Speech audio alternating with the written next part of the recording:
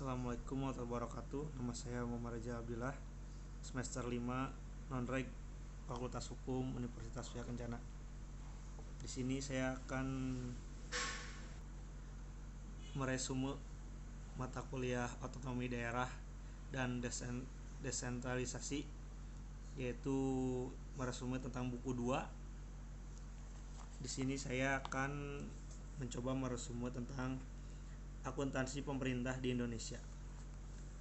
Sebagai kata pengantar, buku ini disusun untuk semua pihak yang ingin mempelajari dasar akuntansi pemerintah pusat, akuntansi pemerintah daerah, dan akuntansi badan layanan umum yang berada di lembaga atau departemen, baik mahasiswa, program diploma atau program sarjana, teknisi akuntansi, manajer non-akuntansi, dan masyarakat umum. Akuntansi pemerintah merupakan mekanisme akuntansi yang memproses transaksi keuangan yang berkaitan dengan pengelolaan keuangan negara baik tingkat pusat maupun tingkat daerah. Aktivitas yang ada dalam kegiatan pengelolaan negara yang dihubungkan dengan akuntansi pemerintah terdiri dari 2 kelompok. Pertama, yang berhubungan dengan aktivitas sejenis dengan kegiatan bisnis. Kedua, aktivitas yang murni berhubungan langsung dengan operasional pemerintah. Asas umum pengelolaan keuangan negara. Asas-asas termaksud terdiri dari asas akuntabilitas, asas proporsionalitas, asas profesionalitas, keterbukaan. Selanjutnya, asas pemeriksaan keuangan oleh badan pemeriksaan yang bebas dan mandiri. Landasan hukum standar akuntansi pemerintah adalah Peraturan Pemerintah Republik Indonesia Nomor 24 Tahun 2005 tentang Standar Akuntansi Pemerintah. Tujuan laporan keuangan: 1. Menyediakan informasi mengenai kecukupan penerimaan periode perjalanan untuk membiayai seluruh pengeluaran. Kedua, menyediakan informasi mengenai kesesuaian cara memperoleh sumber daya ekonomi dan alokasinya dengan anggaran yang ditetapkan dan peraturan perundang-undangan.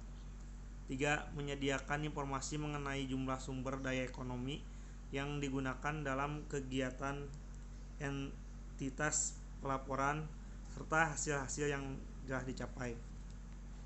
Yang keempat, menyediakan informasi mengenai bagaimana entitas laporan memadai seluruh kegiatan yang mencukupi kebutuhan khasnya.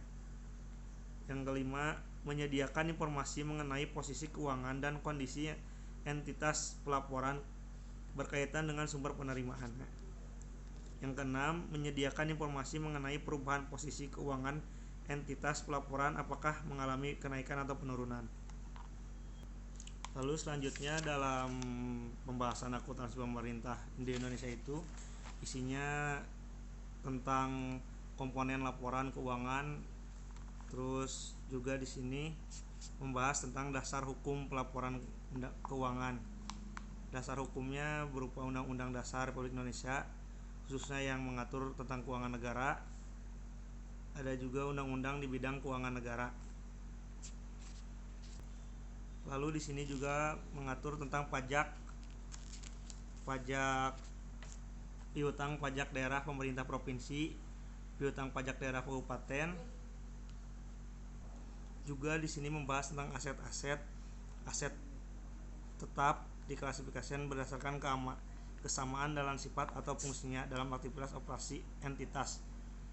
Di sini berikut adalah klasifikasi aset tetap yang digunakan: tanah, peralatan dan mesin, gedung dan bangunan, jalan, irigasi dan jaringan, konstruksi dalam pengerjaan, 6 aset tetap lainnya. Demikian yang bisa saya resume dari buku 2 Otonomi Daerah dan Desentralisasi tentang akuntansi pemerintah di Indonesia. Lebih kurangnya mohon maaf. Assalamualaikum warahmatullahi wabarakatuh.